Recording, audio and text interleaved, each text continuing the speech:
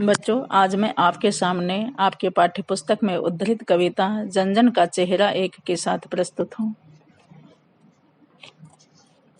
प्रस्तुत पंक्तियाँ हमारी पाठ्यपुस्तक दिगंत भाग 2 के जन-जन का चेहरा एक शीर्षक कविता से उद्धृत है।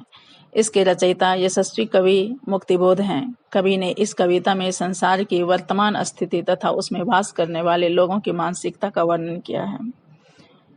संग्राम का घोष एवं जीवन संतोष एक, क्रांति का निर्वाण एक, क्रांति का निर्वाण का विजय का सेहरा एक, चाहे जिस देश प्रांत पुर का हो, जन जन का चेहरा एक। इन पंक्तियों में कवि की मान्यता है कि सभी के मस्तिष्क का समान महत्व है। हृदय के अंदर से उठने वाली अत्यंत तीव्र ज्वाला की प्रखरता भी एक समान होती है।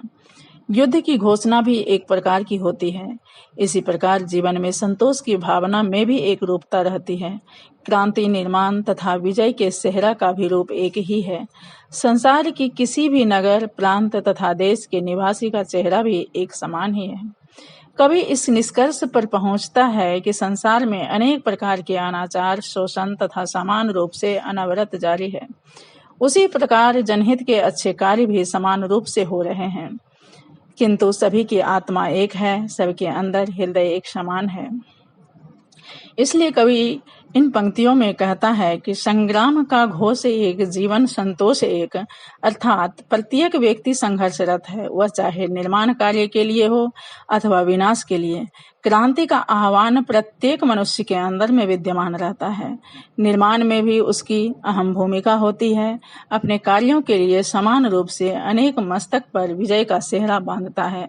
प्रत्येक व्यक्ति, वह चाहे जिस नगर, प्रांत तथा देश अर्थात क्षेत्र का हो, उसका चेहरा एक है। कवि को ऐसी आशा है कि अंततः मानवता की दानवता पर विजय होगी। वह इस दिशा में आश्वस्त दिखता है। कवि सारे विश्व के व्यक्तियों को समान रूप से देखता है। उसकी मान्यता है कि उनमें देश काल की विभिन्नता रहते हुए भी मानसिकता एक है, बाहरी आचरण एक प्रकार का है।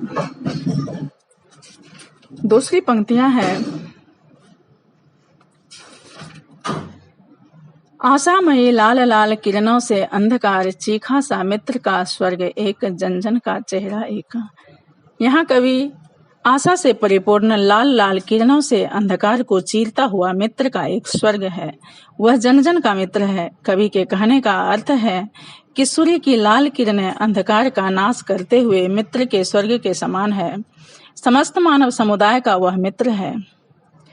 एशिया के, यूरोप के, अमेरिका के भिन्न भिन्न वास स्थान, भौगोलिक ऐतिहासिक बंधनों के बावजूद सभी ओर हिंदुस्तान, सभी ओर हिंदुस्तान। इस पंक्तियों में कवि कहते हैं कि भौगोलिक तथा ऐतिहासिक बंधनों में बंधे रहने के बावजूद एशिया, यूरोप, अमेरिका आदि जो विभिन्न स्थानों में अवस्थित हैं, उनमें केवल हिंदुस्तान की ही शोहरत है। इसका आशय यह है कि एशिया, यूरोप, अमेरिका आदि विभिन्न महादेशों में भारत की गौरवशाली तथा बहुरंगी परंपरा की धूम है। सर्वत्र भारतवर्ष हिंदुस्तान की ही सराहना है। भारत विश्व बंधुत्व, मानवता, सौहार्द, करुणा, सचरित्रता आदि मानवोचित गुणों तथा संस्कारों का प्रणेता है। अतः संपूर्ण विश्व की जनता आशा तथा दृढ़ विश्वास के साथ इसकी ओर निहार रही है।